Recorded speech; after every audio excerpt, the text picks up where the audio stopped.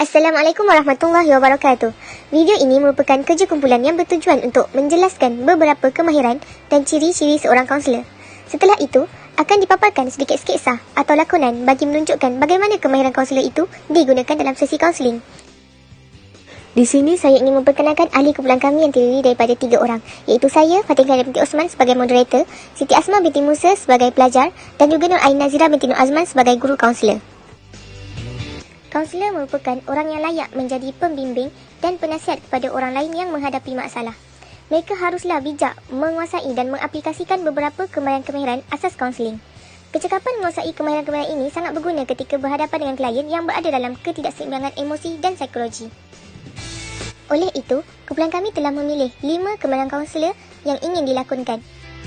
Yang pertama, kemahiran menyoal iaitu keupayaan kaunselor untuk mengemukakan sesuatu soalan yang bertujuan memudahkan kefahaman klien terhadap tajuk atau isu yang sedang dibincangkan. Ia terbagi kepada 2 iaitu soalan tertutup dan soalan terbuka. Soalan tertutup memerlukan jawapan yang lebih spesifik, ringkas, tepat dan padat, manakala soalan terbuka memerlukan perbincangan, penjelasan dan huraian yang panjang lebar. Yang kedua, kemahiran prafasa. Ia merupakan respon kaunselor setelah mendengar isi dan memerhati tingkah laku klien. Ia merupakan bukti kaunselor itu mendengar dan memahami apa yang dikatakan oleh klien tersebut. Sebagai contoh, kaunselor mengulangi kata-kata klien bahawa klien tersebut risau dan kesunyian kerana tidak ada siapa yang mahu menolongnya. Kemahiran kaunselor yang ketiga adalah kemahiran mendengar. Ia merupakan kemahiran yang paling asas dan penting dalam sesi kaunseling. Kaunselor perlu memberikan sepenuh perhatian dan tumpuan untuk mendengar isi kandungan yang dikatakan oleh klien dan perasaan yang dilahirkannya. Seterusnya, kemahiran berempati. Kaunselor mampu memasuki ruang rujuk klien secara natural dan akhirnya melahirkan kepercayaan klien terhadap kaunselor. Sebagai contoh, kaunselor juga merasai kekecewaan yang dirasakan oleh kliennya. Akhir sekali, kaunselor haruslah mempunyai kemahiran membuat intervensi, iaitu membuka pemikiran, perasaan dan tingkah laku seseorang yang bermasalah supaya mampu untuk meneroka, memulih dan mempertingkatkan keyakinan diri. Kemahiran ini haruslah dikuasai oleh kaunselor bagi mengendalikan sesi kaunseling. Tambahan pula, antara ciri-ciri kaunselor yang akan ditunjukkan dalam sketsa kami adalah yang pertama, kapasiti penafian diri, iaitu keupayaan untuk mengetepikan keperluan peribadi untuk mendengar dan menjaga keperluan orang lain terlebih dahulu. Yang kedua adalah ciri introspeksi, iaitu keupayaan untuk melihat atau merasakan dari dalam. Seterusnya, kaunselor haruslah cerdik dalam mengenalikan sesi kaunseling. Tidak lupa juga ciri-ciri kejujuran dan keikhlasan yang perlu ada dalam diri kaunselor dan juga mesra dengan kliennya. Sekian saja penerangan berkaitan kemahiran dan ciri-ciri seorang kaunselor. Oleh itu, mari kita saksikan sedikit lakonan atas sketsa yang disediakan oleh kumpulan kami.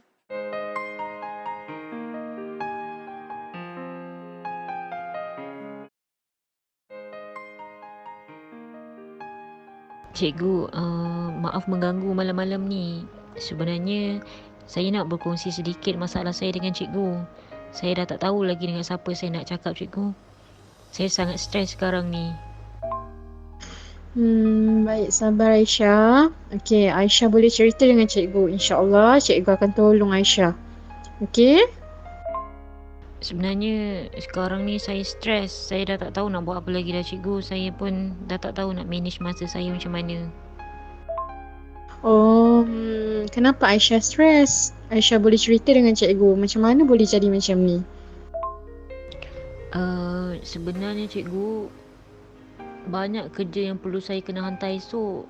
Saya tak siapkan satu pun lagi. Saya takut perkara ni akan beri kesan pada keputusan akhir saya. Saya tak tahu lagi nak tanya pada siapa, cikgu. Sebenarnya banyak yang saya tak faham lagi. Ayah dengan mak saya pula selalu kerja. Diorang tak ada masa untuk ajar saya di rumah. Oh, boleh saya tahu mak dengan ayah Aisyah kerja apa? Mak dengan ayah saya berniaga, cikgu. Oh, berniaga. Mak dengan ayah Aisyah memang tak ada tengok ataupun jenguk Aisyah langsung? Tak ada, cikgu. Mak ayah saya pagi-pagi dah keluar kerja, balik malam. Diorang memang tak ada masa untuk ajar saya kat rumah. Oh, macam tu. Okey, baik. Tadi Aisyah cakap Aisyah stres sebab Aisyah banyak lagi yang tak siapkan modul dan Aisyah tak tahu nak minta tolong dengan siapa. Sebab ibu dengan ayah Aisyah asyik tak ada kat rumah je.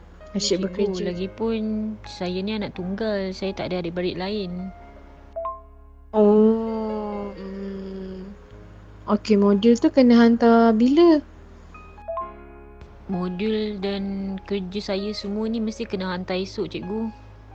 Sebenarnya saya banyak lagi yang saya tak siap lagi dan saya dah berputus asa nak siapkan. Oh, Aisyah tak ada bincang dengan ataupun tanya dengan kawan-kawan Aisyah? Sebenarnya saya malu cikgu nak tanya kawan-kawan sebab saya takut mereka ejek saya balik. Oh, macam tu. Jadi Aisyah memang tak pernah tanya kawan-kawan Aisyah? Sebenarnya saya pernah tanya kawan saya seorang ni, tapi dia tak nak ajar saya, cikgu. Dia kata saya ni lambat. Oh, macam tu. Aisyah tanya berapa orang kawan? Seorang je, cikgu. Lepas tu saya malu nak tanya lagi rakan yang lain lepas dia kata saya macam tu. Oh, macam tu. Okey, baik Aisyah. Cikgu faham apa yang ada dalam fikiran Aisyah. Apa yang kamu rasa. Okey, Aisyah tertekan, stres sebab banyak kerja sekolah, nak hantar dalam waktu yang singkat dengan masalah ibu bapa Aisyah lagi. Cikgu faham. Cikgu faham sangat. Okey, lebih-lebih lagi dalam masa PKP ni. Okey, cikgu lihat Aisyah kurang sedikit lah untuk bergaul tu, untuk keyakinan untuk bergaul. Macam ni Aisyah. Okey, nasihat cikgu, semua ibu bapa nak yang terbaik untuk anak-anak diorang. Okey, termasuk ibu bapa Aisyah. Okey, ibu bapa kita sebenarnya tak mengabaikan kita. Cumanya mungkin dalam hal Aisyah ni, ibu bapa Aisyah terlepas pandang sedikit je. Okey.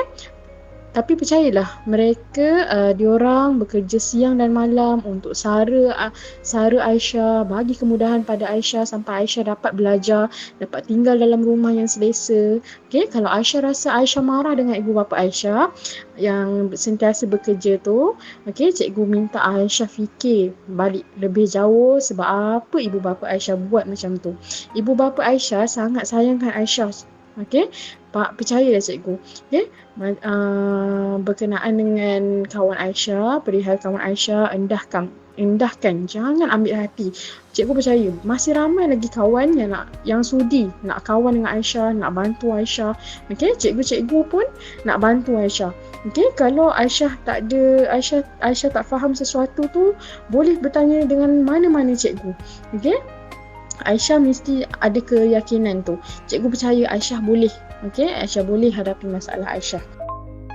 Baik cikgu, terima kasih banyak-banyak atas segala nasihat yang diberikan. Maaf mengganggu masa cikgu malam-malam ni. Tak apa, saya suka apa yang Aisyah buat ni. Okey, tak teruskan tekanan menguasai diri awak. Lebih-lebih lagi kita dalam masa PKP ni kena belajar daripada rumah. Okey, nasihat cikgu jangan putus asa. Fikirkan masa depan Aisyah, cikgu percaya Aisyah boleh hadapi masalah Aisyah. Okey? Terima kasih banyak cikgu. Assalamualaikum. Sama-sama Aisyah, ingat pesanan cikgu ya. Okey, Waalaikumsalam warahmatullahi wabarakatuh.